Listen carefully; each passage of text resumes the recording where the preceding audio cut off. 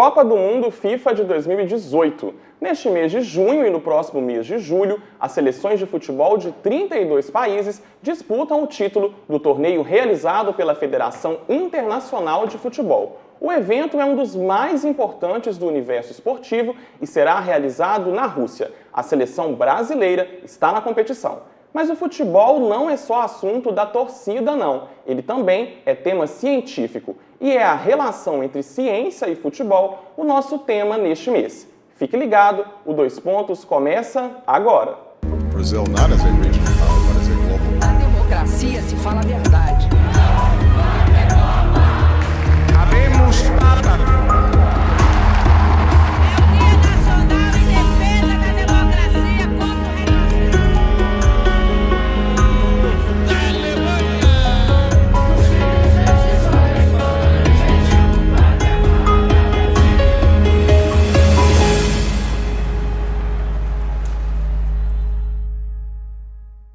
Olá, seja bem-vindo ao programa Dois Pontos. Neste mês de Copa do Mundo FIFA, o nosso tema é a relação entre futebol e ciência. No nosso estúdio, nós recebemos o professor do Departamento de Educação Física da UFMG, subcoordenador do Programa de Formação de Profissionais para o Futebol da Universidade e membro do Soccer Science Center, Eduardo Pimenta.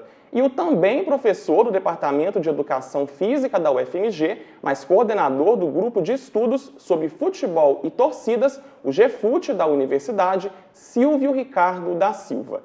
Bem-vindos, professores, ao Dois Pontos. A gente vai começar com uma pergunta um pouco mais geral, que é como se dá a relação entre ciência e futebol, professor Silvio?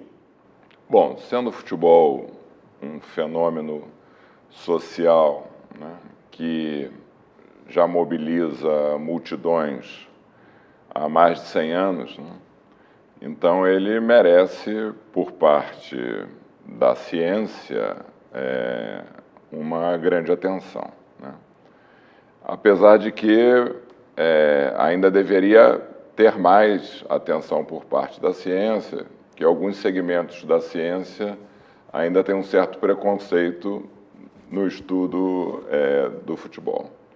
Todavia, né, eu acho que essa tendência ela é cada vez maior, muito em função também do futebol ele ser um gerador de recursos hoje, né, imenso. A indústria do entretenimento hoje também presta bastante atenção nisso. Então, essa relação ela foi se estabelecendo assim, de maneira orgânica, né, e, sob o meu ponto de vista, está num crescente. E o senhor, professor Eduardo, como que o senhor vê essa relação entre o futebol e a ciência? Eu concordo com a fala do professor Silvio, né?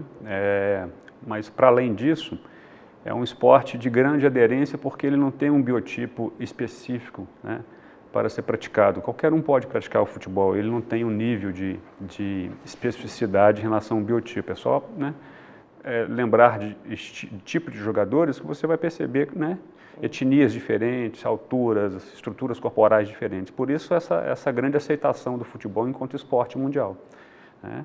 O nosso foco é um foco voltado para a performance do atleta, tanto na sua formação quanto no atleta já no profissional de alto rendimento, na manutenção dessa estrutura, desse espetáculo que é o futebol, né?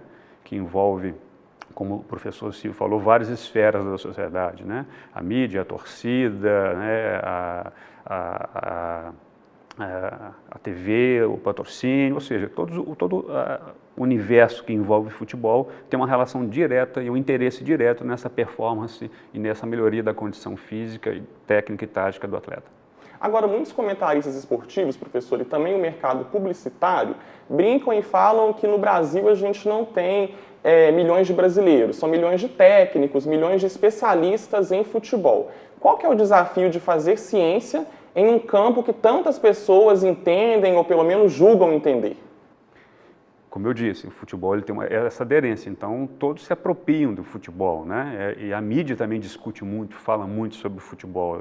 Eu não tenho esses dados, mas em termos de exposição midiática, né, o futebol ele tem uma exposição muito maior em relação às outras modalidades, perfeito? Então acaba que o brasileiro ele entende um pouco de futebol por essa imersão, né, desde criança. Mas o nosso foco é um foco diferente, Por quê? Porque nós temos uma linha de pesquisa onde a gente tem acesso a esse atleta de alto rendimento. E o nosso objetivo é a manutenção desse alto rendimento, de forma que esse atleta consiga o quê? Disputar um número maior de partidas, né? Onde ele vai ter contato com os torcedores e vice-versa, oferecendo toda essa estrutura de todos os laboratórios em pesquisas aplicadas à manutenção da performance desse atleta. Mas é um desafio, professor Silvio, falar de um assunto que todo mundo comenta, que todo mundo julga entender, mas não é especificidade da ciência. É sim um desafio, né? Eu até gosto muito de ler, às vezes quando eu vejo uma matéria no jornal, eu gosto de ler os comentários, né? E você vê, né, o quanto que as pessoas opinam das mais diferentes formas, né? E fazem propostas da escalação do time, fazem proposta da administração do clube, né? Fazem proposta de como deve ser organizado o campeonato, né? É um dado muito interessante. E conforme o professor Pimenta comentou, a mídia também, ela acaba tendo um papel muito protagonista, né? Que às vezes não é bem feito, isso é importante dizer, né? E uma das coisas que nós defendemos lá no GFUT é que a escola protagonize um pouco mais essa relação do sujeito com o futebol. E, sob o meu ponto de vista, essa relação ela é muito protagonizada pela mídia. Então, mesmo sendo uma pessoa, professor de educação física, né, que milito na educação física há muitos anos, uma das críticas que eu faço, que eu acho que os programas esportivos, eles acabam ensinando mais do que a própria aula de educação física, que deveria tomar essa responsabilidade, né? Mas é um grande desafio, sim, mas todo desafio também ele tem um lado gostoso, né? E isso faz com que a gente se sinta mais desafiado, né, para poder fazer o nosso trabalho. Professor Eduardo, agora especificamente no trabalho do Programa de Formações de Profissionais para o Futebol da UFMG, como que ele é realizado na prática? São parcerias com times de futebol, com atletas em específicos? Como que é essa preparação e formação desses profissionais profissionalmente mesmo? Basicamente ele acontece na docência, né, em sala de aula, discutindo as novas tendências, modelos de treinamento, e também no processo de extensão, onde a universidade ela oferece serviços, consultoria, prestação de serviços em clubes de futebol, e é nesse momento que o nosso aluno ele consegue ter o contato com o atleta profissional e a realidade dessa estrutura. Hoje os clubes eles têm uma estrutura, né, toda montada, que ela está um pouco à frente do que a universidade oferece no momento, obviamente por recursos, né, financeiros. Então, essa parceria ela é fundamental na formação do profissional, de forma que quando ele entra no mercado de trabalho, ou né, seja contratado por um clube, ele não assuste. Ele já chega no local e já identifique os equipamentos, a proposta do equipamento, os modelos de treinamento. Então, o centro de formação ele passa por esse processo, uma aproximação entre o que está sendo discutido em sala de aula dentro da universidade e o que realmente acontece no mercado de trabalho. Mas é um foco, então, em os alunos serem técnicos, preparação técnica da equipe? A formação é multivariada. Nós temos hoje condições de formar preparadores físicos, temos condições de formar supervisores. Então, todas as partes que compõem uma comissão técnica, e hoje no futebol, cada dia que passa ela aumenta mais, porque a ciência do esporte vem agregando novos valores, novas tecnologias, o nosso grande desafio é tentar caminhar junto com essa demanda de mercado. E não é fácil, né? Não é fácil porque o futebol está sempre um passo à frente, perfeito? Mas como tem essa proposta de imersão, né, de inserção com prestação de serviço, acaba que tem uma retroalimentação do que acontece no mercado e uma discussão dentro de sala de aula na formação do aluno. Mas complementando também a fala do professor Silvio, é uma preocupação nossa também, essa formação, essa visão sociocultural, que o nosso profissional saia também com esse arcabouço de conhecimentos, porque ele vai lidar diretamente com o atleta. Então ele pode passar informações para o atleta e esse atleta ele vai, utilizando recursos midiáticos, né, estabelecer uma relação com a sociedade. Isso é muito importante e o professor Silvio deve falar acerca do assunto. Agora, professor Silvio, no GFUT, como que são as pesquisas do GFUT, desse grupo de estudos sobre futebol e torcidas na UFMG? O GFUT ele tem uma preocupação, né, um pouco diferente do trabalho desenvolvido aí pelo professor Eduardo Pimenta e o seu grupo, nós focamos principalmente na questão do torcer, né? Tentando compreender um pouco mais como se dá isso, né?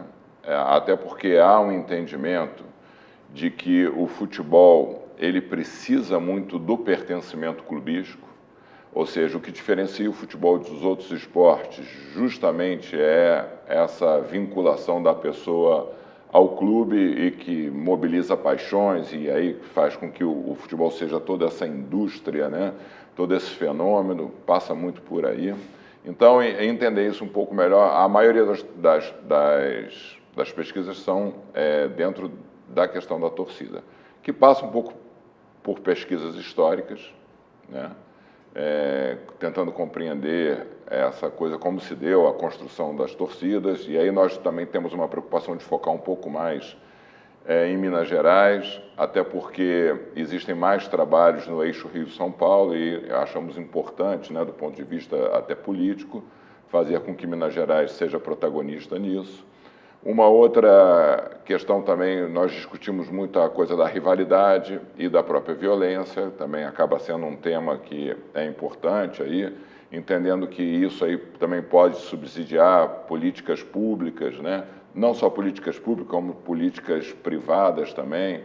Nós temos um diálogo muito bom com a Minas Arena, que a partir das nossas pesquisas, né, que eles ficam muito interessados para poder também fazer mudanças aí na administração desse equipamento importantíssimo para o povo mineiro, para o Brasil, que é o próprio Mineirão, né?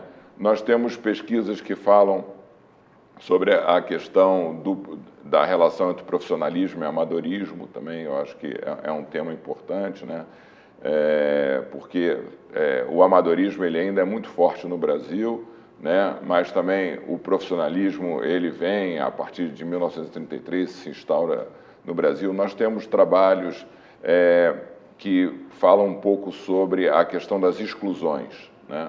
Então, eu acho que esse é um tema importante, ou seja, a questão da exclusão socioeconômica, que por vezes no futebol acontece, a questão da exclusão da mulher também, né, que é um tema importante, e isso se dá não só na prática, no futebol jogado, como também nas arquibancadas.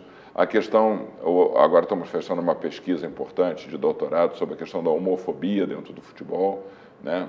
Então, tudo isso que acaba sendo ligado a uma discussão nas ciências sociais e nas ciências humanas, né, o GFUT tem um interesse. Estamos agora vislumbrando uma pesquisa do ponto de vista econômico, né, sobre a questão dos gastos do torcedor, fazendo algumas comparações, aí linkando mais com a área da economia.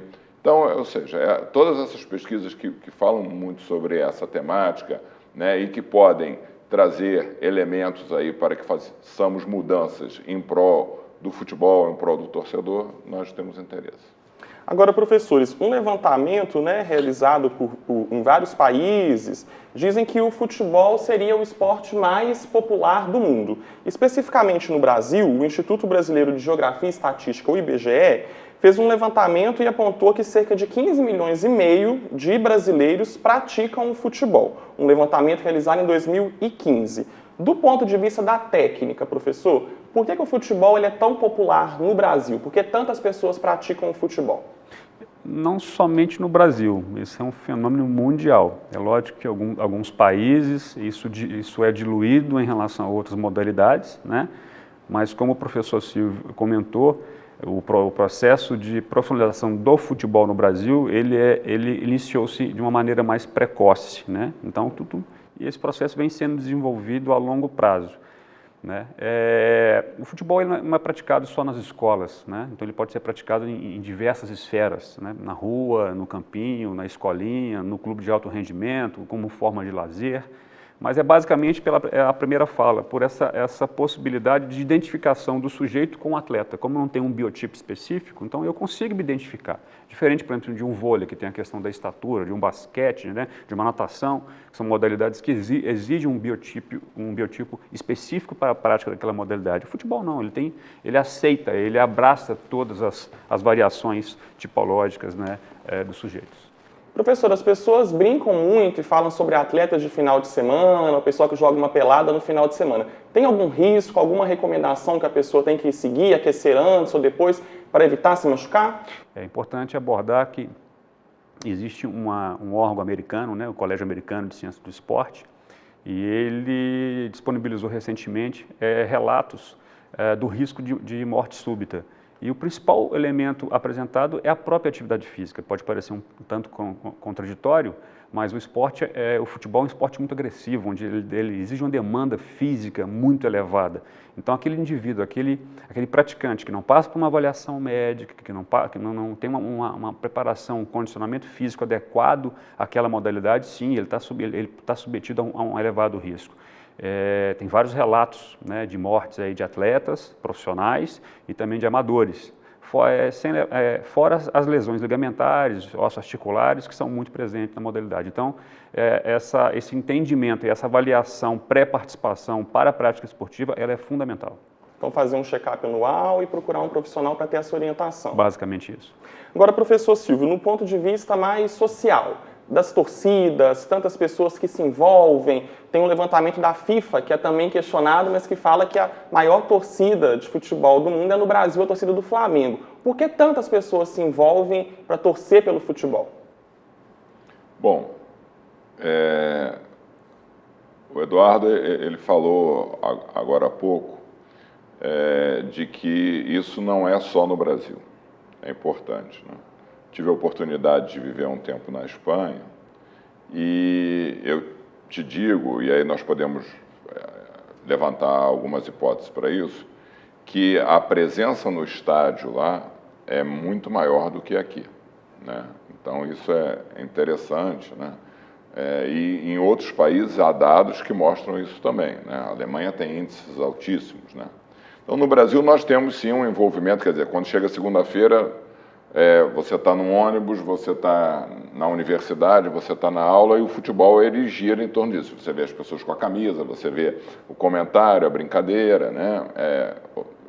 Quando dia de domingo, dia de quarta-feira, você ouve os fogos, você ouve, né, as manifestações. Então, realmente, o futebol ele é muito presente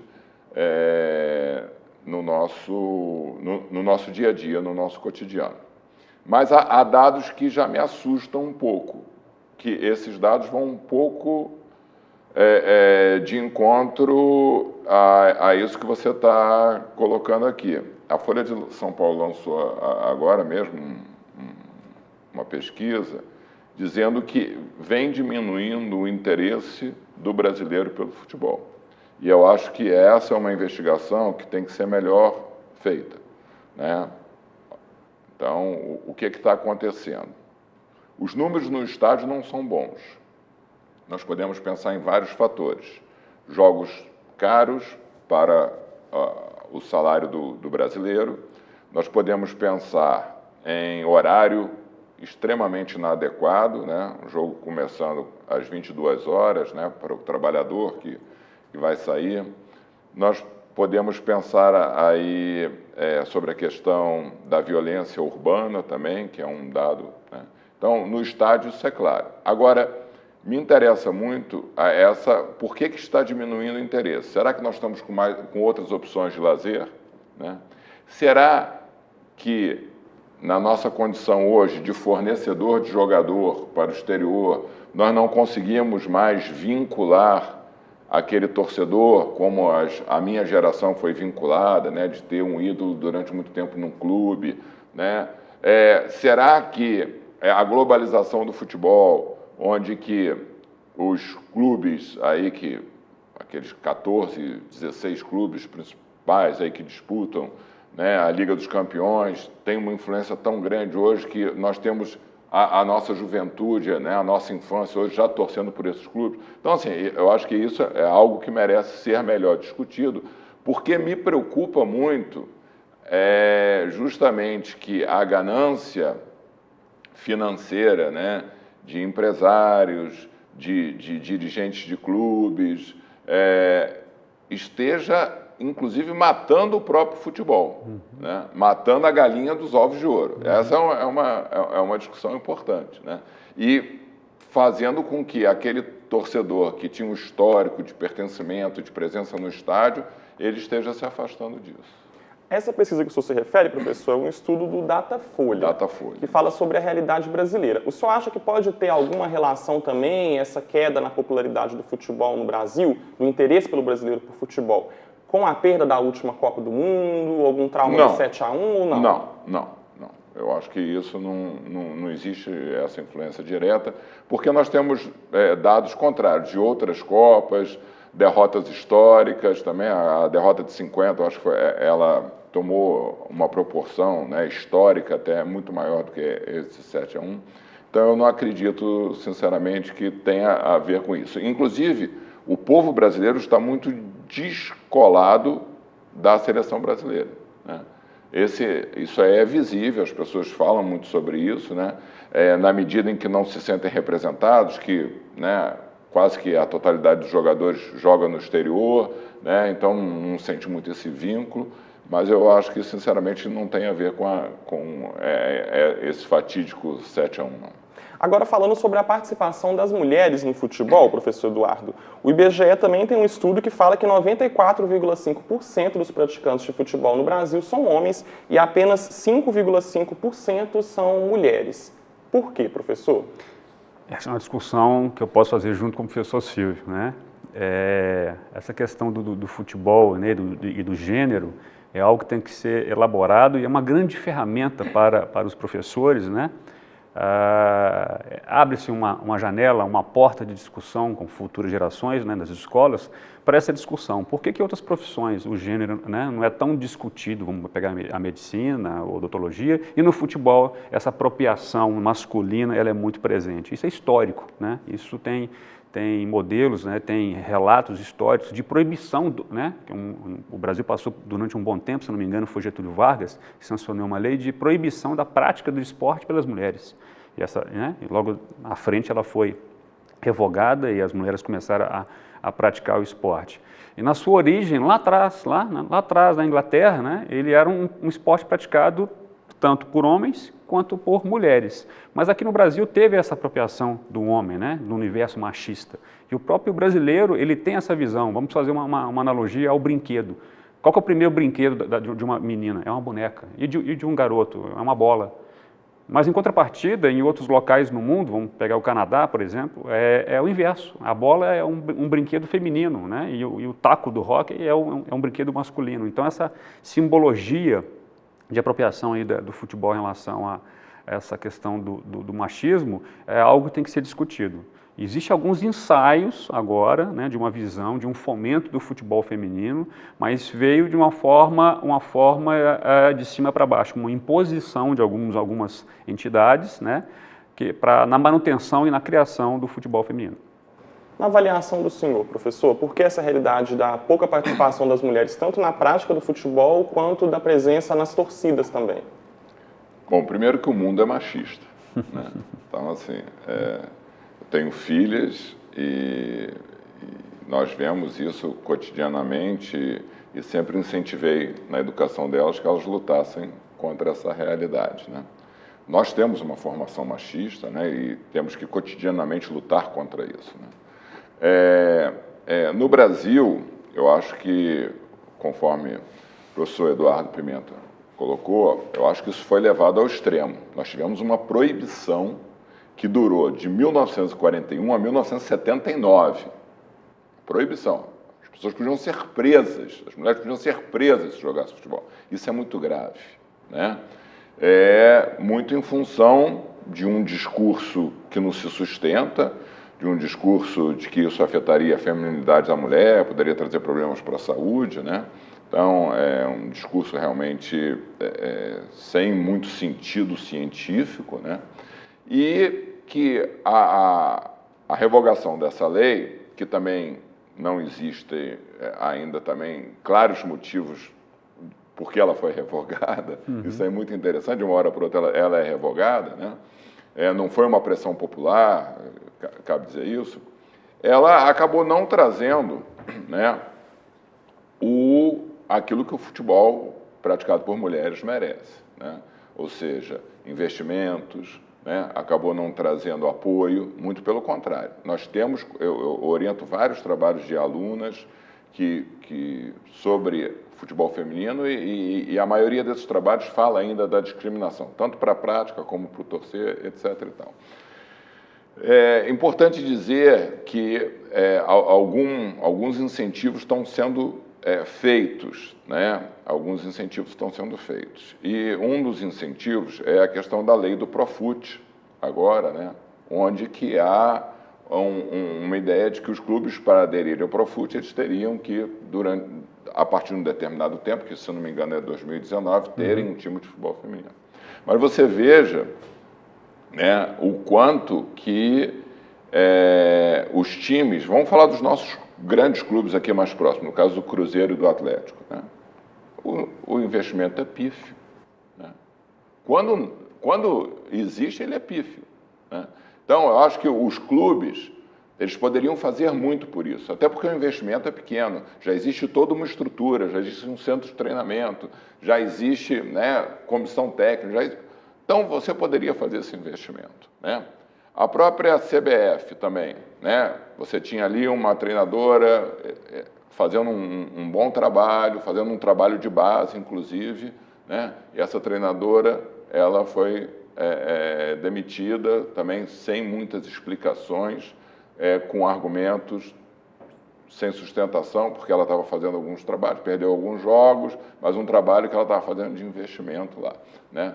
Então, é claro ainda que muito tem que se caminhar, apesar de alguma coisa, né, tá melhorando, apesar de que eu acho que no âmbito mais amplo, né, a própria postura das mulheres, o próprio constrangimento dos homens em relação às atitudes machistas, né, isso vem mudando na sociedade. Mas no que se refere ao futebol, há muito a avançar. Cabe destaque um ponto que eu acho fundamental, que nós temos que prestar atenção sobre uma relação que existe quando se cita, às vezes, outros países, no caso dos Estados Unidos ou o próprio Canadá, do quanto o futebol é importante nesse país e aí o quanto se permite que a mulher jogue. Então, não sei, eu acho que nós precisamos avançar um pouco mais nesses estudos, eu falo isso apenas por observação, mas quando o futebol é muito importante no país, há muita discriminação para a presença da mulher, né? Quando o futebol ele é menos importante para os homens, há uma permissão maior para a participação das mulheres nisso daí. Eu acho que é uma correlação que nós podemos avançar em termos de estudos para ver isso, né? No ponto de vista técnico, professor Eduardo, e da ciência, muitas pessoas comentaram na última Copa do Mundo de futebol feminina, falando até que a atuação das jogadoras da seleção brasileira teria sido melhor do que a atuação dos jogadores da seleção masculina. E comentaram também que a performance, às vezes, das mulheres no futebol fazem mais gols e ninguém comenta, não ganha grande espaço na mídia. No ponto de vista científico, já existem estudos específicos sobre a questão técnica das mulheres ou não há essa divisão na ciência? Na realidade, não existe uma diferenciação de aprendizagem, tá? Tanto a mulher quanto o homem, ela tem a mesma estrutura, o mesmo arcabouço, né, cognitivo, técnico, físico, para a aprendizagem de um gesto. O que começa a diferenciar são idades onde acontece um processo de maturação, né, onde tem ali a questão hormonal, onde tem uma diferenciação, né, principalmente do nível de força, ok? Mas guardadas as proporções, né, em relação a esse nível de força, do ponto de vista técnico, eu não tenho uma diferenciação. Vamos citar exemplo algumas atletas aí de alto rendimento do Brasil, a Marta, como exemplo, em termos assim, de elementos técnicos, ela não fica, né? Pelo contrário, ela tem até um arcabouço técnico e um recurso técnico superior a vários atletas brasileiros, né? Tecnicamente, a Marta estaria classificada como uma atleta em nível técnico de Série A. Perfeito? Então, assim, essa diferenciação, por exemplo, até 10 anos de idade nas escolas, é muito comum essa aproximação dos meninos, não tem diferença entre meninos e meninas. Mas foi o que o professor Silvio falou, e realmente algo a ser discutido e mudado, né? É uma apropriação masculina do futebol, onde a menina se sente desconfortável na prática do esporte na escola, ok? E o menino que não pratica o futebol também ele é questionado. Por que você não gosta de futebol? Né? Para qual time você torce? Né? Então, entra essa discussão. Isso tem que ser quebrado, isso tem que ser rediscutido, refeito enquanto sociedade. Né? Porque esse produto, desculpa, né, mas essa possibilidade de apresentação de um futebol feminino de alta qualidade no Brasil, ela é viável. Mas ela passa por tudo isso que o Silvio falou. Isso tem que começar de uma cultura nas escolas, depois uma estrutura que receba essa atleta, né, os clubes, ele tem essa função também, e fechando com a exposição midiática, porque a própria mídia também não dá muito espaço para o futebol feminino. Né? Ela, de certa forma, ela coloca em segundo plano. A sua fala foi em relação às Olimpíadas, né? E eu falo com propriedade que eu estava como um fisiologista na seleção olímpica agora. E dentro da própria entidade, né, que organiza as seleções, começou uma comparação, né, entre a masculina e a feminina, ou seja, uma rivalidade dentro da mesma instituição, sendo que são fomentos, são estruturas totalmente diferentes.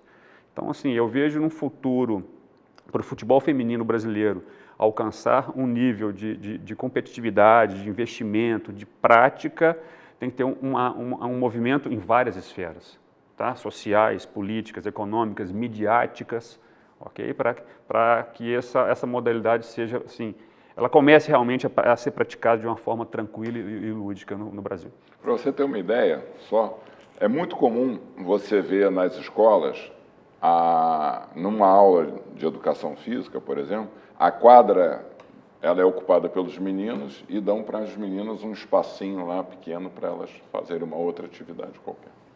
Agora, professor, especificamente na questão da homofobia, que o senhor comentou mais cedo. Muitas vezes as meninas que gostam de praticar futebol, não tem nenhum problema ser lésbica, óbvio, mas é chamada de lésbica e outros adjetivos. Ou o menino que não gosta de futebol é chamado de gay e ofensas realmente praticadas. Qual que teria que ser a posição dos clubes, ou da CBF, ou da FIFA, para essa questão da homofobia, aceitação e inclusão? A gente tem em Belo Horizonte, por exemplo, um time que são os Barbixas, que realizam campeonatos e ligas gays de futebol. Qual teria que ser a posição da universidade, dos grandes times, para essa questão? Acho que a primeira coisa é romper o silêncio. Existe aquela história, né? Tem um elefante sentado na sala e ninguém comenta, né? Então, nós vivemos um momento social, que é um momento de diversidade total, diversidade sexual também, né? Mas no futebol isso não existe. No futebol nós temos um único modelo, né? Que é um modelo heterossexual, né? E todo mundo que vive no futebol, todo mundo que conhece o futebol sabe que isso não é verdade. Né? Ou seja, o futebol é uma representação da sociedade. Mas há um silenciamento sobre isso, né? Que incomoda muito, porque, inclusive, isso tem, né, consequências do ponto de vista financeiro. Então, ninguém rompe com isso com medo de ser prejudicado na sua carreira, com medo de ter esse tipo de rompimento. Né? Eu vejo que não vai se segurar isso por muito tempo. Né? Inclusive, se você for analisar grandes craques, né, aí, que jogam no exterior, não quero até citar nomes, mas isso é visível, a postura deles, né, já não é mais daquele machão tradicional. Né? São muito vaidosos, então, eu acho que é aquilo que começou lá com Beckham, mas eu acho que já se espalha um pouco, né? Então, você vê muito preocupados com a questão da moda, muito preocupados. Eu acho que essa é uma tendência. Me preocupa muito também do ponto de vista da torcida. Essa pesquisa que nós estamos fechando, agora, chega a ser dolorido você ouvir do torcedor que ele gosta do clube, ele tem pertencimento, né? Mas ele não pode expressar dentro de uma arquibancada, né, dentro de um estádio, qualquer movimento, qualquer que seja um pouco mais feminino, que seja diferente daquela lógica. E outros que dizem que têm medo de ir ao estádio, têm medo, né, de serem agredidos, têm medo, né? Inclusive, nós temos informantes, né, sujeitos que são de torcida organizada e que são gays, mas que têm que ocultar isso dentro da torcida organizada, porque senão eles têm o risco até de ser mortos, né?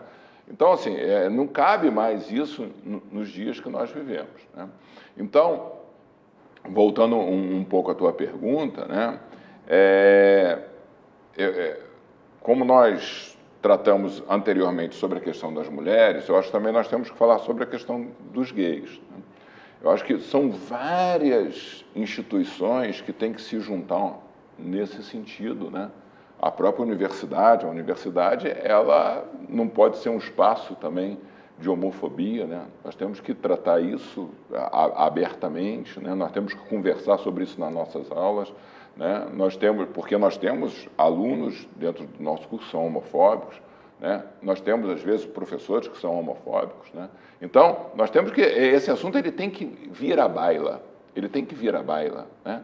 Então, hoje, existe um constrangimento social, já, e inclusive jurídico, sobre a questão do racismo. Exatamente.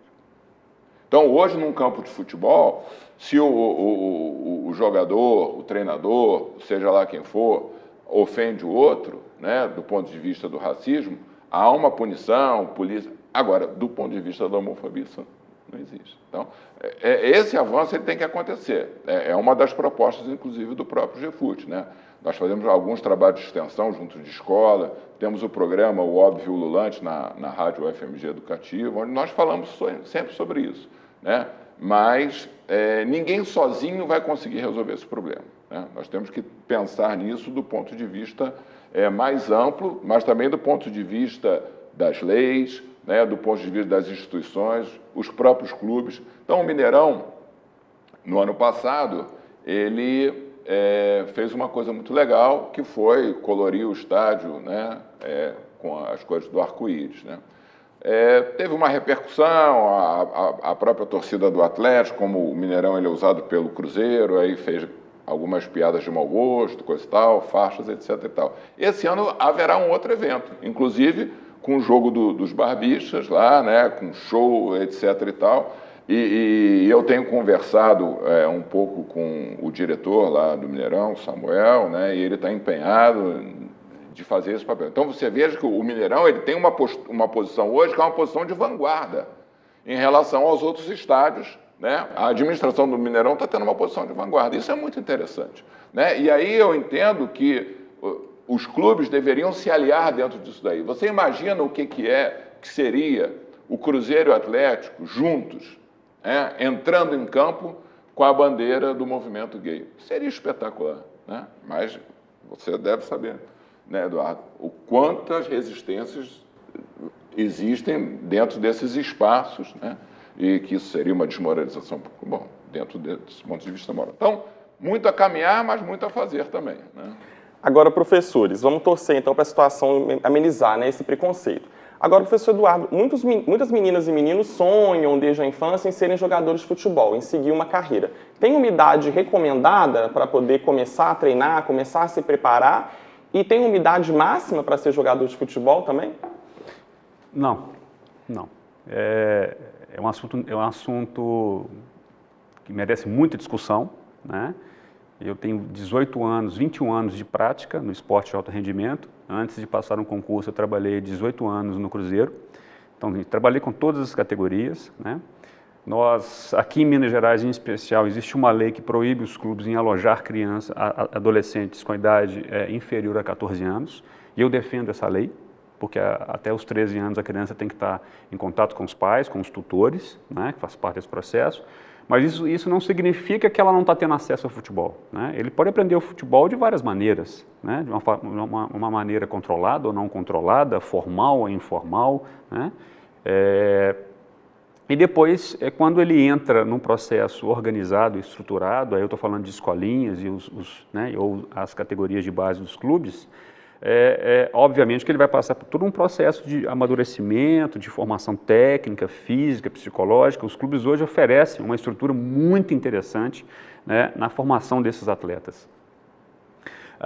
Eu vou citar como exemplo, obviamente não vou citar o nome, mas nós recebemos um atleta no profissional, né, do Cruzeiro. Eu estava, não era concursado ainda, estava como fisiologista do clube, e fazendo uma investigação, o atleta ele tinha 2 anos só que ele praticava o futebol.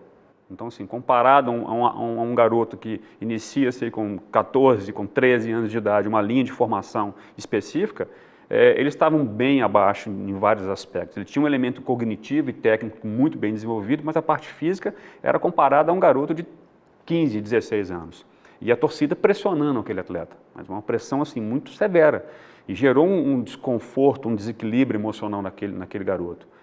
O clube abraçou o atleta, nós comunicamos para a mídia que demoraríamos um tempo para formar aquele atleta e ele, ter um processo de seleção natural, uma vantagem em relação ao futebol, ele teve um processo de maturação mais rápido, ok? Mas recomenda-se que seja uma formação geral até os 12 anos, geral, aí usa-se muito o futsal para isso e outras modalidades, sem especialização, onde a criança ela vai ser submetida a vários estímulos em várias partes da quadra, do campo, para ela ter essa noção espacial ali.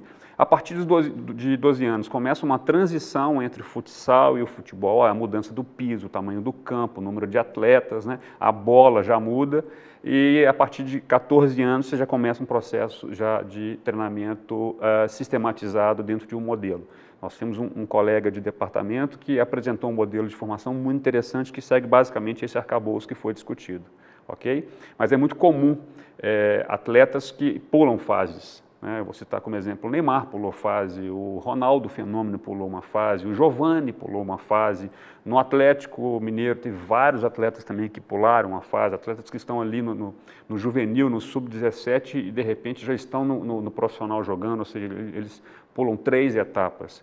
É basicamente pela questão técnica e cognitiva, porém eles ainda demandam indo de um processo de maturação de formação física. E a própria pressão que você falou da mídia. E a pressão, então assim, tem que ter um suporte também, né, que de repente esse garoto, ele era um desconhecido, ele era um anônimo, hoje ele é um ídolo, né? Ele está em rede social, ele está sendo seguido e as pessoas vão verificar o estilo de vida dele. Então, como o professor Silvio falou, essa transformação desse sujeito atleta também em relação às redes sociais, ela é fundamental. E hoje esses indivíduos, desde a sua formação, eles devem receber uma orientação sobre o que expor. Algo que não acontecia no futebol há pouco tempo atrás. Eu também não vou citar nomes de atletas que o negativo aparecia. A noitada, o acidente, né, não sei o quê, a droga, né, a má administração dos recursos financeiros. Hoje não. Hoje é uma preocupação dos clubes, né, e dos profissionais de educação física nessa relação da imagem que o jogador oferece. Isso é muito importante, porque ele pode influenciar, e ele influencia, né, crianças, jovens, adolescentes. Eu tenho um filho de 14 anos, que o sonho dele é ser jogador de futebol, né, e ele olha para a chuteira lá do Cristiano Ronaldo e fala assim, pai, eu quero uma chuteira do Cristiano Ronaldo, uma chuteira que custa, sei lá, uma fortuna. Eu falei, meu filho, a chuteira não vai te fazer jogar mais ou menos, ok? Então, assim, permeia por esse discurso também. Mas tem um preconceito com relação à idade máxima, professor? Das pessoas criticarem, tá muito velho para jogar na seleção, tira esse jogador. É um grande desafio da ciência do esporte aumentar a longevidade do atleta. Porém, nós temos um grande problema hoje, que é o calendário do futebol brasileiro. E aí eu vou concordar em gênero, número e grau com o professor Silvio. A mídia hoje, ela tem que repensar, a mídia como um todo, ela tem que repensar essa pressão e esse formato de competição. O grande desafio hoje é fechar um calendário, onde você tem 80, 85 partidas no ano, enquanto os times europeus, vamos pegar o Real Madrid, que é o time que ano passado fez o maior número de jogos, ele completou 51 partidas oficiais. Muita diferença. O Flamengo, na mesma temporada, jogou 86 partidas. Então, assim, isso fisiologicamente é impossível um atleta ser submetido a essa carga. É o quarta domingo. E a torcida ela vai ao estádio para ver o atleta, né? Para ver o ídolo, não só o time. Lógico que ela vai acompanhar também o time como um todo, mas ela consegue identificar com algumas peças, com alguns sujeitos. E nem sempre aquele sujeito está presente em função dessa demanda assim, absurda. E de onde vem essa demanda? Da mídia, né? Do patrocínio, essa pressão. E isso só acontece aqui no Brasil. Em outros locais no mundo, na manutenção da qualidade do espetáculo, né, e da saúde do atleta, isso já foi repensado. Na Espanha, por exemplo, já é uma determinação da federação. 2 semanas seguidas com jogos, né, congestionados, a terceira semana já tem que ter uma semana inteira aberta para que o atleta se recupere, volte às suas condições físicas e psicológicas, e aí sim ele tem um jogo. O Brasil não. E por incrível que pareça, de 2003, no primeiro ano onde teve o modelo de pontos corridos, o calendário só vem aumentando, né, o número de partidas. E esse ano, em função da Copa, isso ficou ainda mais evidente. Praticamente é quarta e domingo até o final do ano. E aí você acaba colocando aquele tal do time misto, né? Exatamente. Que é uma frustração, porque o espetáculo perde qualidade, não tem como, né? Exatamente. Os nossos recursos financeiros não mantêm equipes, né, com alto nível, então é isso. E isso gera uma frustração no torcedor e na própria mídia, né? Agora, professor Silvio, no aspecto social, voltando a falar desse sonho das crianças e adolescentes de serem jogadores de futebol, o Fundo das Nações Unidas para a Infância, o UNICEF, realizou um estudo que se chama A Infância Entra em Campo e apontou alguns problemas sobre as crianças no mundo todo se dedicarem a esse sonho de serem jogadores de futebol. Os principais problemas que foram identificados é a exploração e abuso sexual e também um abandono do ensino regular. Como que o senhor analisa esses problemas? Isso é verdadeiro, isso é muito sério, né? O que o Eduardo estava falando sobre a formação do atleta, eu acho que essa formação ela tem que ser acompanhada, né, de um trabalho, né, junto à família, para que caso esse atleta não venha a despontar, né, ou seja, obter sucesso, coisa e tal, que ele saiba o que fazer na vida. A nossa realidade hoje ainda é de que nós temos um funil que é normal do esporte de alto nível, né? Onde que muitos começam, mas pouquíssimos chegam a ter sucesso, e os dados eles são impressionantes nisso, né? E você tem o quê? Esse sujeito que não tem uma profissão, esse sujeito que não tem, inclusive, uma formação, que não sabe o que vai fazer na vida e que acaba enveredando para a questão do alcoolismo, das drogas, depressão. Né? Depressão, esse caso de depressão é muito grande, porque ele se sente frustrado, né, em cima de toda uma expectativa que houve. Então, são inúmeros casos, isso deveria ser pensado. Um outro caso que você traz aí, que é muito importante, né, é essa questão da exploração sexual também. Nós sabemos disso, isso desde que eu tentei ser jogador de futebol em clubes também. Eu lembro, tinha sempre aquele caso, né, de que tinha uma pessoa dentro do clube que, né, acabava fazendo esse trabalho de exploração com alguns benefícios para alguns garotos. Essa história ela sempre esteve muito presente.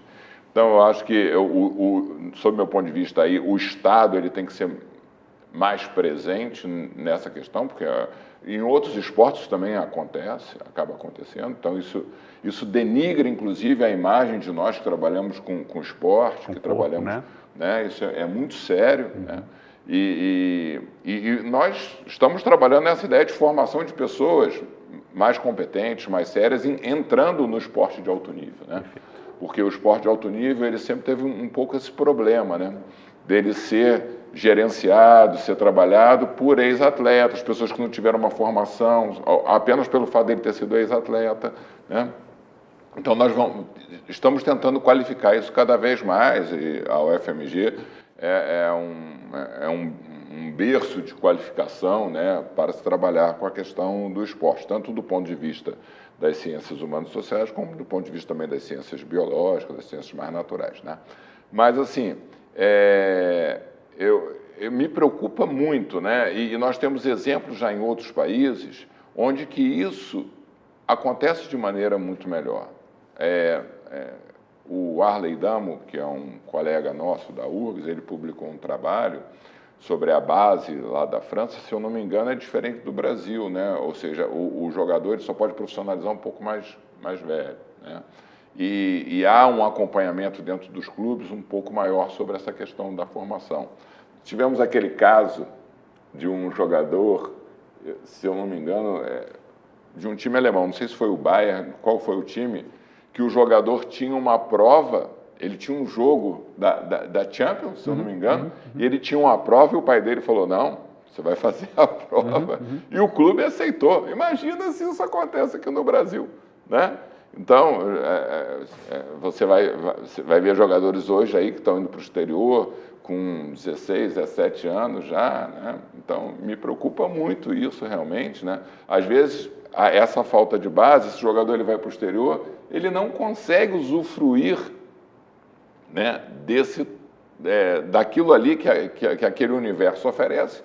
Por quê? Porque ele é um jogador que tem poucos elementos do ponto de vista cultural, né? E aí ele não consegue se adaptar àquilo ali. Existe um trabalho muito bem feito pela uma antropóloga, que é a Carmen Rial, que ela justamente faz esse trabalho, né, de verificar a vida dos jogadores que vivem no exterior, né? E uma das coisas que ela identifica é que eles tentam levar o Brasil para lá. Eles levam uma cozinheira, um cozinheiro, eles levam a família toda, inclusive os cultos religiosos, eles acabam levando tudo para lá porque eles não conseguem se adaptar e usufruir daquilo que culturas milenares poderiam oferecer para eles. Agora vamos falar um pouquinho de Copa do Mundo, antes que o programa acabe. De acordo com o grupo de probabilidade no futebol do Departamento de Matemática da UFMG, eles fizeram alguns cálculos, especialmente para o nosso programa, muito obrigado ao grupo. O Brasil é o país com a maior probabilidade de ser o campeão da Copa do Mundo. A Espanha ficaria em segundo lugar e a Alemanha em terceiro. Professor Eduardo Pimenta, o senhor concorda? Não concordo. Desculpa o grupo. Os números também erram. Os números também erram, e principalmente no futebol. Por isso que é um esporte mágico, porque é uma modalidade que nem sempre o melhor vence. Porque tem elementos assim que não são controlados, né? O espaço do campo, uma bola parada, tem várias situações que podem definir o resultado. Então, assim, esses 18 anos, esses 21 anos de experiência com futebol, eu já levei alguns tombos, né? Trabalhando com números, com probabilidade, né? Com resultados anteriores, com séries temporais e de repente você tomava um susto, né? Então, as pessoas que trabalham no futebol há muito tempo têm muito medo de ser taxativo, né? Vai ganhar ou não vai ganhar. É um bom time? Na seleção, é um bom time, né? Se me perguntar se é uma seleção brasileira, eu tenho a mesma visão do professor Silvio. Não é uma seleção brasileira, é uma seleção de estrangeiros, né? Onde uma pequena parcela da sociedade brasileira tem acesso àquele jogador, que é um jogo transmitido com TV aberta, não é TV fechada, perdão, não é uma TV aberta. Mas é uma boa seleção, né? E esses três times, historicamente, né, vivem bons momentos, né? Alemanha, Brasil e Espanha. Mas eu né, o meu lado prático, não o meu lado acadêmico, né, me freia em apostar na vitória de uma determinada seleção. Mas com a experiência do senhor, esses vários anos de participação no futebol, essa preparação técnica, o senhor pode comentar para a gente o que teria sido o erro da seleção brasileira na Copa de 2014? Você se refere ao 7-1? Também, mas por não ter ganhado o título?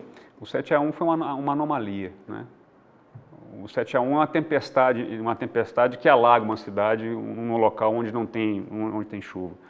O 7-1 ele acontece assim, raramente. Tá? Quem acompanha o futebol e vive o futebol nesse nível de competição, desse altíssimo nível, né? Lá no efeito teto, um 7-1 é uma situação completamente atípica, ok? Pode acontecer, e aconteceu. E ele gerou um processo de desequilíbrio emocional em todos os atletas, né? Que praticamente, assim, o primeiro tempo estava definida a partida, é quase que impossível reverter aquele resultado. Então, só quem estava no vestiário para poder perceber aquela relação. A final das Olimpíadas, isso ficou muito latente, né? Um Brasil e Alemanha na final olímpica, um título dentro de casa, no Maracanã, um título ainda procurado pelo Brasil, né? Então, assim, era um vestiário no pré-jogo muito tenso, uns atletas muito concentrados, focados, né? Sabendo da importância de refazer uma história, de reverter uma memória no brasileiro, né? Mas é uma boa equipe, a seleção brasileira tem um bom treinador, tem um bom staff, ele tem uma visão diferente de outros processos internos à entidade que organiza, mas cravar numa seleção, eu não tenho essa coragem. E o senhor, professor Silvio, vai ter essa coragem ou não? O Brasil vai ganhar ou não vai? Nós estamos querendo ir para a Bolsa de Apostas aí e o Pimenta não quer dar dica para a gente, né? Eu acho que é muito difícil, porque o próprio torneio, ele faz com que as coisas se modifiquem, né? Então, às vezes, um acontecimento dentro do próprio torneio, né, faz com que a equipe mude a maneira dela de jogar, de se comportar, né? Então, assim, eu, sinceramente, não tenho mais esse pertencimento com a seleção, né? Então, até porque tem muitas questões políticas colocadas que acabaram desgastando esse distanciamento com jogadores estrangeiros, né? Não são jogadores, né, que estão aí nos nossos clubes, né? E eu torço por uma boa Copa, então é um momento que eu gosto de parar, porque eu acho que nós vamos ver ali o estado da arte do futebol mundial, né? Então eu gosto de parar, eu gosto de ver, eu gosto de assistir.